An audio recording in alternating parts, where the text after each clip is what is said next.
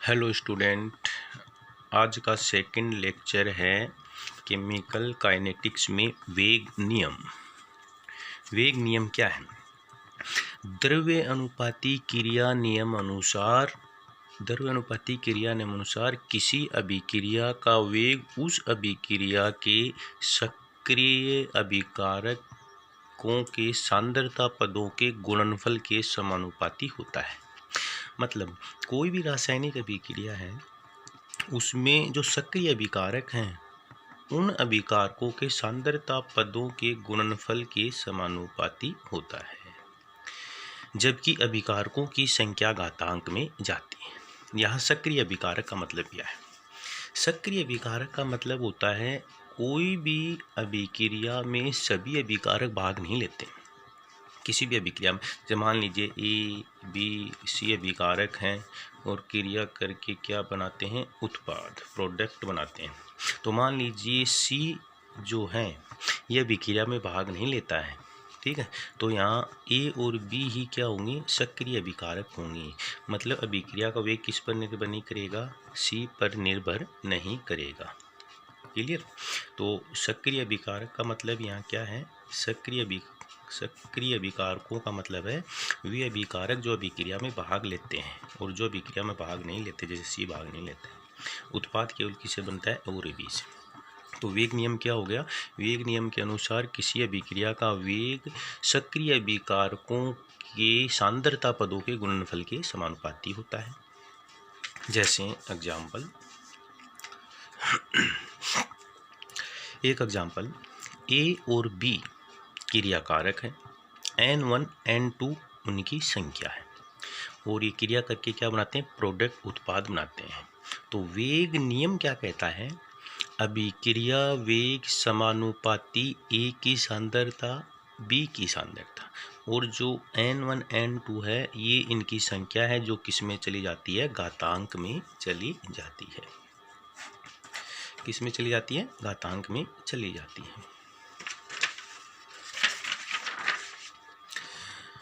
समानुपाती चिन्ह यदि अपन हटाते हैं तो आ जाता है अभिक्रिया वेग बराबर के ए की पावर N1 बी की पावर N2। के क्या है, वेग स्थिरांक है, जिसे क्या कहते हैं, वेग नियतांक भी कहते हैं। तो वेग नियम क्या कहता है, वेग नियम कहता है किसी अभिक्रिया का वेग सक्रिय सांद्रता पदों के गुणनफल के समानुपाती होता है, और संख्या जो है वो घातांक में चली जाती है। के यहाँ क्या है, वेग स्थिरांक है। दूसरा एग्जाम्पल लेते हैं, जैसे 2A + 3B ये क्रिया करके प्रोडक्ट उत्पाद बनाते हैं। तो इसके लिए वेग नियम समीकरण लिखें। वेग नियम समीकरण तो क्या होगा, अभिक्रिया वेग के मतलब वेग नियतांक है। ए और बी, ए की संख्या है 2 तो घातांक 2, बी की संख्या है 3 तो घातांक 3। ये इसके लिए क्या हो गया, वेग नियम समीकरण हो गया है। अब देखिए, वेग नियम से संबंधित दो बातें महत्वपूर्ण हैं। मतलब वेग नियम कैसे दर्शाएं, इसके लिए आपको दो बातें इम्पोर्टेंट रहती हैं। फर्स्ट, वेग नियम समीकरण एक प्रायोगिक मान है। मतलब वेग नियम समीकरण जो होता है एक प्रायोगिक मान होता है। इससे ये सैद्धांतिक नहीं है, मतलब इसे प्रयोगों द्वारा डिसाइड करते हैं, क्योंकि तभी अपन को पता चलता है कि सक्रिय अभिकारक कौन सा है। प्रयोगों द्वारा ये बात सिद्ध की जाती है। तीसरी बात जो है किसी अभिक्रिया में वेग नियम उस पद या स्टेप के लिए लिखते हैं। मतलब वेग नियम कौन से पद या स्टेप के लिए लिखते हैं, जो धीमी गति का होता है। मतलब धीमी गति का जो पद होगा उसी के लिए ही वेग नियम लिखते हैं।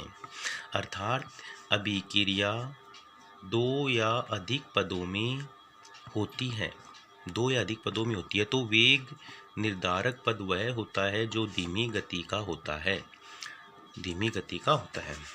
तथा वेग नियम भी उसी पद के लिए लिखते हैं। कहने का मतलब ये है, मान लीजिए कोई अभिक्रिया 2 या 2 से अधिक पद में संपन्न हो रही है, तो हम वेग नियम कौन से पद के लिए लिखेंगे, उस पद के लिए लिखेंगे जो क्या होता है, धीमी गति का होता है। एग्जाम्पल देखिए, मान लीजिए कोई अभिक्रिया है, कोई अभिक्रिया जैसे कोई अभिक्रिया दो पद में संपन्न होती है। तो पहला पद ए है, पहला पद स्टेप, ये पहला पद है, पहला पद ए है 2a प्लस b2 क्रिया करके 2ab बनाती है, ये फास्ट है। दूसरा पद जो है step second B, step second, इसमें केवल भाग लेता है ए बी और फिर बनता है उत्पाद। तो यहाँ जो स्लो स्टेप है, मतलब दोनों में से अभिक्रिया का वेग किस पर निर्भर करेगा, स्लो स्टेप पर करेगा, जैसे मैंने ऊपर बताया। तो वेग नियम समीकरण जो होगा वो कौन से पद के लिए होगा, बी पद के लिए होगा। तो अभिक्रिया वेग इक्वल के ए बी, ठीक है। इसी तरह एक और एग्जाम्पल लेते हैं, ये दूसरा एग्जाम्पल है, दो स्टेप में संपन्न हो रही है, 2x प्लस y3, ये स्लो स्टेप है और ये बनता है। फिर दूसरे स्टेप में y क्रिया करके उत्पाद बनाता है जो फास्ट है। तो इस पद में अभिक्रिया को वेग कौन से पद में, इस रिएक्शन में अभिक्रिया का वेग कौन से पद पर निर्भर करेगा, पद फर्स्ट पर, क्योंकि ये धीमी गति का है। तो वेग नियम भी इसी पद के लिए आएगा। तो वेग नियम समीकरण क्या हो जाएगा, अभिक्रिया वेग बराबर के x की पावर 2, क्योंकि x कितने हैं, 2 हैं, और y3, ये हो गया वेग नियम। इसके अलावा एक और जो एग्जाम्पल है इम्पोर्टेंट, जैसे एक क्वेश्चन के रूप में अभिक्रिया के लिए वेग नियम लिखिए। मतलब आपको ये अभिक्रिया दी गई है N2O5 का अपघटन, ताप ये अपघटन दिया गया है, गर्म करने पर ये अपघटित हो जाती है 4NO2 प्लस O2 में। तो इस अभिक्रिया के लिए यदि आपको वेग नियम लिखना है, वेग नियम समीकरण लिखना है, तो इसके लिए हमें क्या पता होना चाहिए, इसकी क्रिया विधि पता होना चाहिए कि रिएक्शन कितने पद में संपन्न हो रही है। तो इसकी जब मैकेनिज्म अपन देखते हैं, तो N2O5 क्रिया करके N2O3O2 बनाता है, फिर N2O3 अपघटित होकर NO प्लस NO2 में बनाता है, फिर NO2 प्लस से क्रिया करके 3NO2 बनाता है। 3 स्टेप में ये रिएक्शन होती है, ठीक है। तो इस 3 स्टेप में से अभिक्रिया का वेग कौन से पद पर निर्भर करेगा, केवल पद फर्स्ट पर ही निर्भर करेगा, क्योंकि ये धीमी गति का पद है। ये दोनों पद फास्ट हैं, मतलब तेजी से होते हैं, इसलिए अभिक्रिया का वेग इन पर निर्भर नहीं करता है। तो जब वेग नियम अपन लिखेंगे तो केवल फर्स्ट स्टेप के लिए, तो अभिक्रिया वेग बराबर के N2O5, ये हो गया वेग नियम हो गया। तो वेग नियम क्या है, प्रयोगों द्वारा निर्धारित किया जाता है, मतलब उसकी क्रिया विधि देखी जाती है। जो स्लो स्टेप होता है उसी के लिए क्या लिखते हैं, वेग नियम लिखते हैं।